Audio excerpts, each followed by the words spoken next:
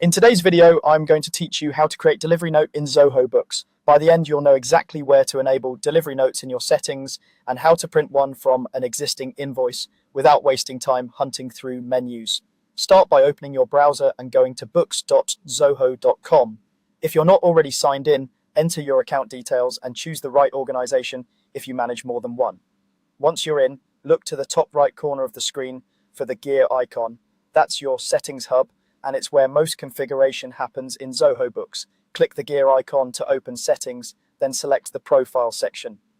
Depending on your version, this may appear as organization profile or be grouped under preferences. Either way, you're in the right place to access module settings. In the left-hand sidebar, find and click sales. This gathers all sales-related preferences, including estimates, invoices, and importantly for us, delivery notes. Open the delivery notes option. Here's where you set up delivery notes for your account. Take a moment to review the available settings. You can usually enable delivery notes if they aren't already active. Choose a template style, decide what fields appear on the document, and ensure your company details and branding look correct. If you want your delivery note to mirror your invoice layout for consistency, pick the matching template here. Also check numbering preferences and any terms or footers you want to display.